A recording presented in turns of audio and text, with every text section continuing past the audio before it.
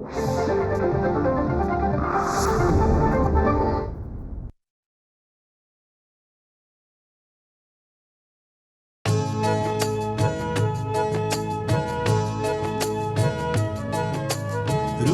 स्पंदन ठेवून नाती नूतन नित्य गुंफते ती.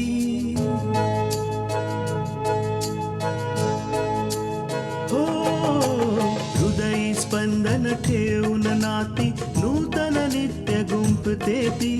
अंगणाची किरणे होऊन घरटे स्वर्णिम करते ती. स्मित फुलवून अधरांवरती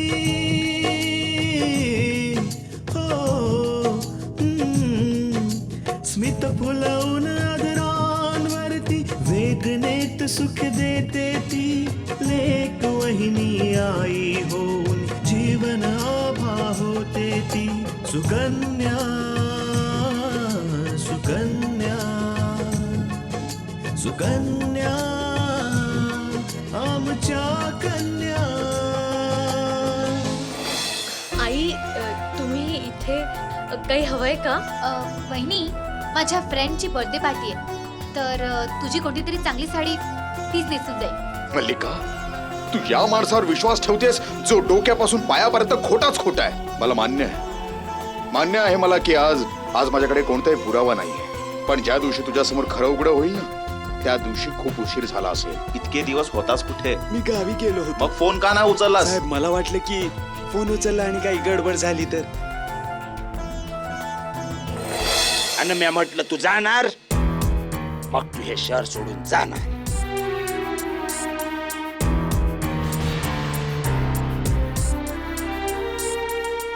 हे आहेत काही पैसे, ठेव, तुझ्या कामाला येतील.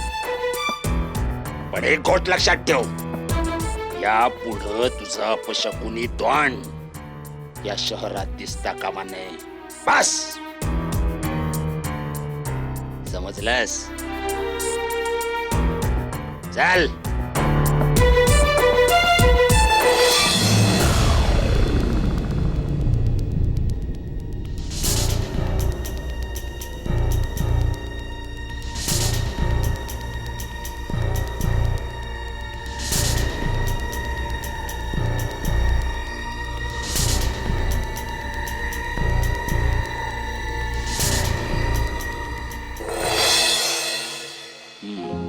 मागच्या महिन्याचं रेशनिंगचं बिल 2465 रुपये आणि यावेळी सामान तर तेच आणि बिल झालंय 3622 रुपये. वा रे महागाई, घर चालवणं पण मुश्किल झालंय. तृष्णा बेटा, बोला. जरा एक ग्लास पाणी तर दे. हो बाबा. काय काय कमी होऊ शकतं यात तर काहीच कमी नाही. या अडचणीतून तर. बाबा. हा बाळा, पाणी.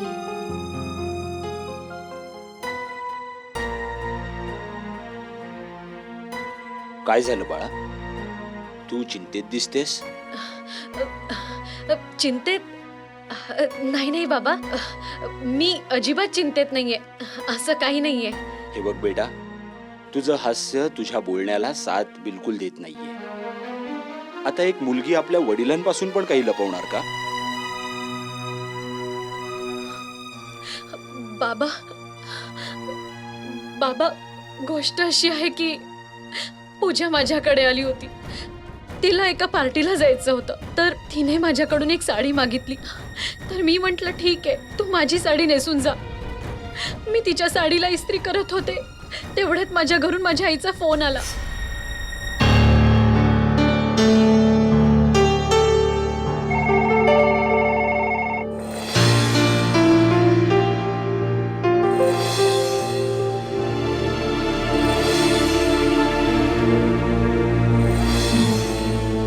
बाय.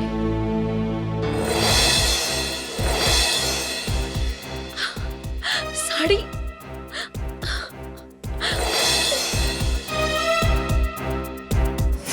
मी तर इस्त्री सांभाळून बाजूला ठेवली होती. माहित नाही ती साडी कशी जळून गेली. बाबा, बाबा मी ती साडी नाही जाळलीये. खरं सांगते, माझी काहीच चूक नव्हती. असं असं असतानाही आई मला खूप बोलल्या. स्विच ऑफ केला हा? मग आता या घरात काय भूताप्रेत फिरतात का? मी खरं सांगते बाबा, माझी काहीच चूक नव्हती. माझी तक्रार करतेस?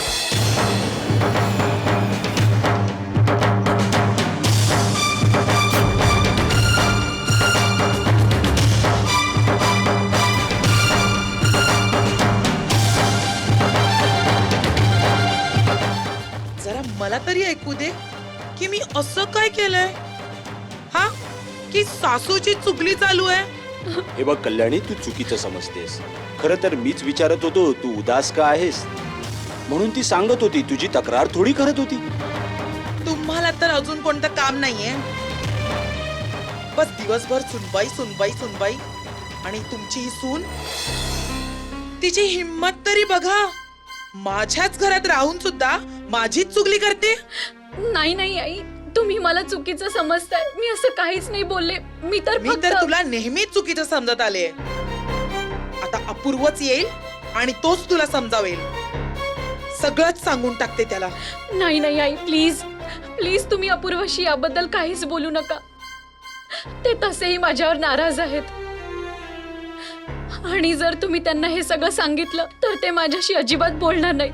प्लीज प्लीज आई, तुम्ही. म्हणूनच मी सांगतेय की स्वतःच्या सीमेत राहा. जर माझ्या विरुद्ध बोलण्याचा प्रयत्न केलास ना तर माझ्याहून वाईट कोणीच नसेल. इथे उभी राहून माझं तोंड काय बघतेस? जा, जेवण बनवायची तयारी कर. आणि हो, जेवण बनवायच्या आधी घरातल्या सगळ्या चादरी धुवून घे, नाहीतर ऊन निघून जाईल. हो हो आई.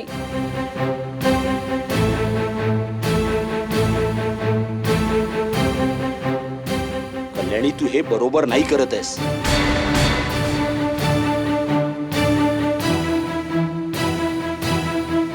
एका निरागस व्यक्तीवर एवढा अत्याचार योग्य नाहीये. मला माहितीये की मला कोणाबरोबर कशा प्रकारे वागायला हवंय ते.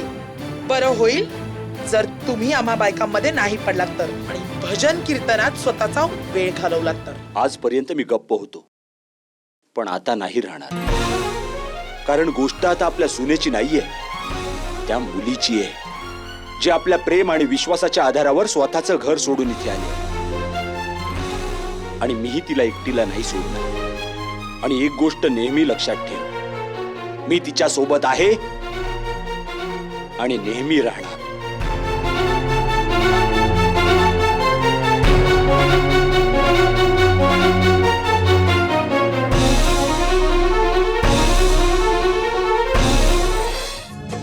सुकन्या आमच्या कन्या. अगं अभिनंदन तायडे, अभिनंदन अभिनंदन अभिनंदन. तायडे, काम झालं. तो ड्रायव्हर आज संध्याकाळपर्यंत हे शहर सोडून निघून जाईल. आणि तो दयाल? त्या दयालला पण समजवलं आणि खूप चांगल्या पद्धतीने समजवलं. त्याला सांगितली, जास्त शहाणपणा करायचा विचार केलास तर तुझा पण बोरिया बिस्तर या शहराच्या बाहेर टाकला जाईल. आणि तायडे, समद काम त्याच पद्धतीनं झालंय जसं तुला हवं होतं. आता तरी खुश आहेस ना? बिलकुल. आता मी सुखाने श्वास घेऊ शकते दादा. जर तू नसतास ना तर माहित नाही काय झालं असतं ते. अगं तायडे, मी तर तुला आधीपासूनच सांगत होतो, समजा माझ्यावर सोड, मी सांभाळून घेतो. उगाचच्या उगाच काळजी करत होतीस. तसं तायडे, हे काम होत लय कठीण, पण म्या केलं. आपल्या जीवावर खेळून केलंय तायडे. आणि केलं कसं नसतं. आम्ही आमच्या तायडीला शब्द जो दिला होता, आणि तायडीला दिलेला शब्द भले आम्ही कसा तोडू शकत होतो. ताई, आज जेवणासाठी काय बनवू? आज जेवणात ते सगळं बनव जे दादाला खूप आवडतं. ठीक आहे ताई. थांब भजनिया, जेवण नको बनवूस. मी विचार करते की आपण बाहेर जेवायला जाऊया आणि दादाच्या आवडीच्या रेस्टॉरंट मध्ये जाऊया. हे तर लय भारी आहे तायडे. खूप दिवस झाले बाहेरचं नाही जेवलोय. आणि मला बी एक दिवस जेवण बनवण्याची सुट्टी होय ना. लवकर तयार हो.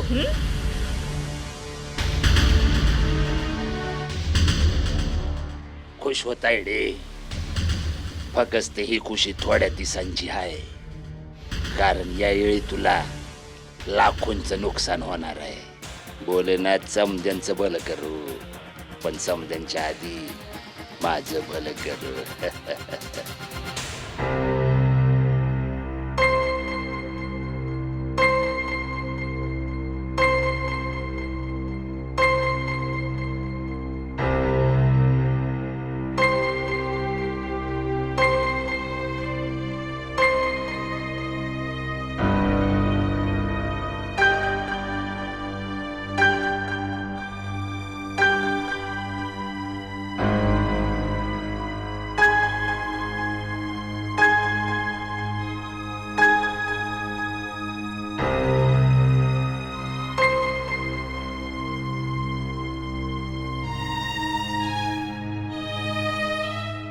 आजी, हा घे तुझा चहा.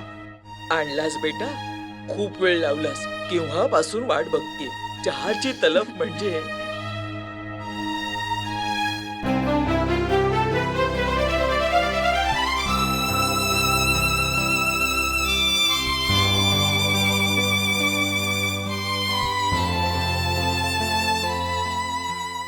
काय झालं आजी? तुला माहितीये बेटा, चहामुळे खूप नुकसान होतं. तोही या वयात घेतला ना तर खूप जास्त नुकसान होतं. आजी, असं काहीही नाहीये. जर चहा कमी प्यायला गेला तर त्याने नुकसान कसं होईल? तुला माहीतच नाहीये. तू जेव्हा माझ्या वयाची होशील ना तेव्हा तुला कळेल. अगं, मी तर विचार करतेय की चहा सोडावा आणि फक्त काढा प्यावा. काढा आहे ना, तो आरोग्यासाठी चांगला असतो आणि नुकसानही नाही करत. मला खूप चांगलं कळतंय आजी की तू काढा प्यायची गोष्ट का करतेस.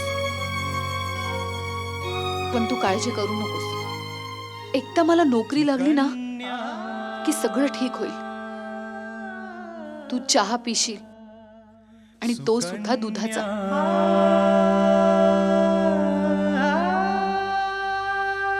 सुकन्या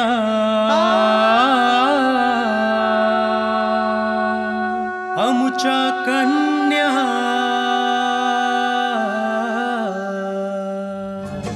सुकन्या आमच्या कन्या.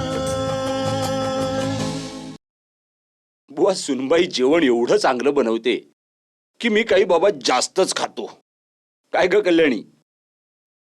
आई, आजकाल ऑफिसमध्ये काम थोडं जास्त वाढलंय, तर होऊ शकतं की मी घरी थोडा लेट येत जाईन. ठीक आहे बेटा. बेटा, मला थोडे पैसे हवे होते. ते काय ना, मी 11 सोमवारचे उपवास, ते पण निर्जळी, तुझ्या प्रगतीसाठी सांगितलेले. ते उद्यापासूनच सुरू होत आहेत, म्हणून पूजेच्या साहित्यासाठी पैसे हवे होते. पण आई, तू हा उपास कसा करू शकतेस? तुझी तब्येत तर तशीही ठीक नसते आणि त्यातच पूर्ण दिवस निर्जळी राहायचं. मग बीपीचा प्रॉब्लेम झाला तर? तब्येत बेटा माझ्या मुलाच्या प्रगतीपेक्षा थोडीच महत्वाची आहे. मी व्रत सांगितलं होतं, मग मी ठेवणार. आई, निर्जळी उपवास खूप कठीण असतात ग. कसं करणार आहेस तू? आणि आई, तसंही तू हा उपवास दादाच्या सुखासाठी आणि प्रगतीसाठीच करतेस ना. मग हा उपवास वहिनी पण करू शकते. आणि तसंही वहिनीने केलेल्या उपवासाचा परिणाम तोच होईल जो तू केल्याने होईल. पूजा, हे तू काय बोलतेस? आणि कल्याणी, जर तुझी तब्येत बरी नसते मग तुला हा उपवास ठेवण्याची गरज काय होती? आता खोटं खोटं ही जबाबदारी तृष्णाच्या डोक्यावर मारतेस. अहो, हे मी जाणून बुजून थोडंच करते. ते तर मुलं ऐकत नाहीयेत म्हणून मी सांगत होते. नाही आई, तुला व्रत करायची काही गरज नाहीये. मी तृष्णाशी बोलून घेतो. तृष्णा, इकडे.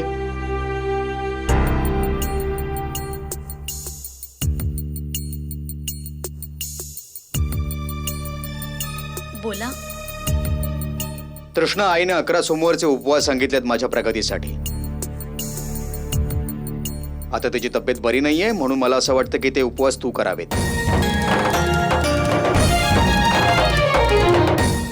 अहो पण बघ बेटा, हिला व्रतवैकल्यात काहीच रस नाहीये. माझी तब्येत बिघडायची तर बिघडू देत, व्रत मीच करेन. नाही आई, यात रस असण्याची गोष्ट आलीच कुठे. जे करणं गरजेचं आहे ते करावंच लागेल,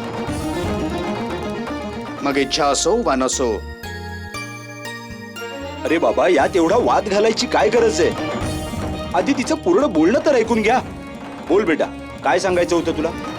बाबा, माझी व्रत करण्याला काहीच हरकत नाहीये, पण मला माहीतच नाहीये की हे व्रत कसं केलं जातं. ते तुला आई समजावून सांगेल. आई, उद्या सकाळी मी तुला जाताना पैसे देऊन जाईन, पण एक गोष्ट लक्षात ठेव की हे व्रत तू नाही, तृष्णाच करणार आहे.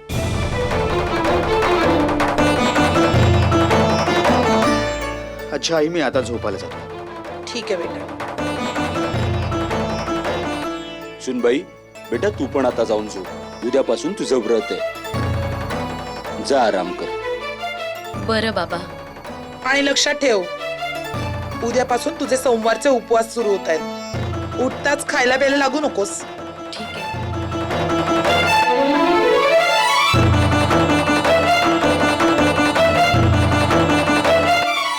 कल्याणी, तू पाहिजे तेवढा त्रास दे.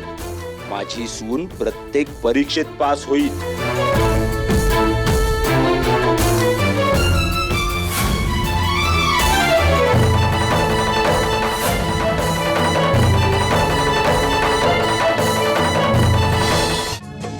सुकन्या आमच्या कन्या.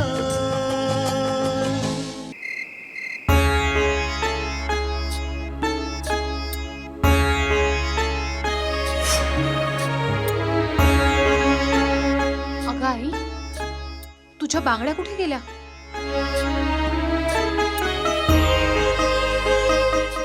मी त्या सोन्याच्या बांगड्या विकल्या.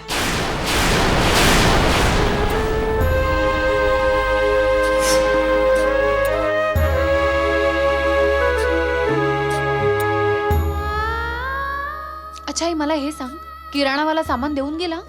हो, सामान तर देऊन गेला, पण काय झालं आई? बेटा तो सामान तर देऊन गेला, पण बरोबर त्याने 2 महिन्याचं बिल सुद्धा पाठवलंय. आणि जर हे बिल आपण वेळेवर नाही दिलं तर तो यापुढे आपल्याला सामान देणार नाही. आजी, हा घे तुझा चहा. आणलास बेटा, खूप वेळ लावलास. केव्हापासून वाट बघते. चहाची तलफ म्हणजे.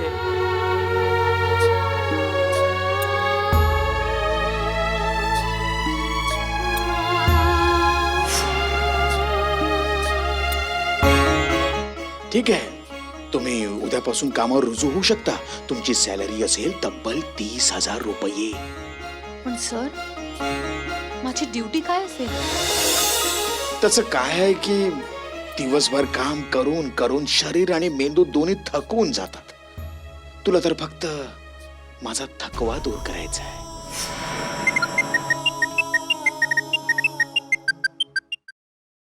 हॅलो. मला माहितीच होतं की तू जागी असशील, म्हणूनच मी तुला कॉल केला.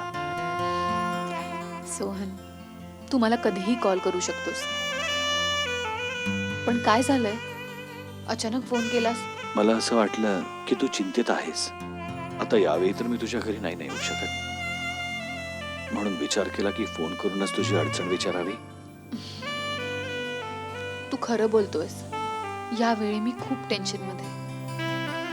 घरची परिस्थिती अशी आहे की मी आरामात झोपूच शकत नाही. मला आता नोकरी शोधायलाच हवी. मग मला कमी सॅलरी मिळाली तरीही चालेल. बस हाच विचार करत होते. आकांक्षा, यात काळजी करण्यासारखी कोणती गोष्ट आहे? बघ, तुला जॉब नक्कीच मिळेल आणि तोपर्यंत माझी सॅलरी आहे ना. जोपर्यंत तुला जॉब नाही लागत ना, आपण त्यातच भागवत राहूया. आणि जेव्हा तुला चांगला जॉब मिळेल तेव्हा आपल्या दोघांची सॅलरी घर चालवायला उपयोगी पडेल. पण सोहन, मी तुझ्या सॅलरीने आपलं घर कसं चालवू शकते? अगं तसंच जसं आपली सॅलरी खर्च करशील. जर तू आणि मी आपण झालो आहोत तर घर पण आपलं एकच झालं ना. थँक्यू सोहन. तू खरंच मला ओळखतोस. बघच तू, खूप लवकर मला नोकरी मिळून जाईल. बरं मला हे सांग, तुला कसं कळलं की मी टेन्शन मध्ये आहे? यालाच प्रेम म्हणतात आकांक्षा. जेव्हा काहीही न बोलता समोरच्याचं बोलणं कळायला लागतं. मला तुझ्या मनातली प्रत्येक गोष्ट कळते आकांक्षा, जी तू मला सांगत सुद्धा नाहीस. एक गोष्ट सांगू सोहन, मला असं वाटतं की मी त्या भाग्यवान मुलींपैकी एक आहे जिला एक असा जोडीदार मिळालाय जो प्रत्येक पावलागणे तिची सावली बनून तिच्या सोबत चालतो. Thank you so much. थँक्सची गरज नाही आकांक्षा. आता तू आपल्या लाईट्स ऑफ कर आणि झोपून जा. उद्या तुला जॉब पण शोधायला जायचंय ना. ठीक आहे बाबा. Good night. Good night.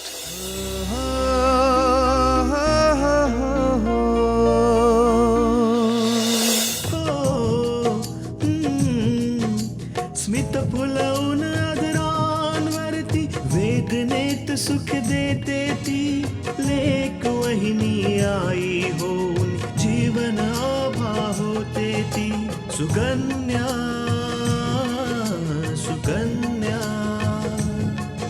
Sukanya आमच्या कन्या.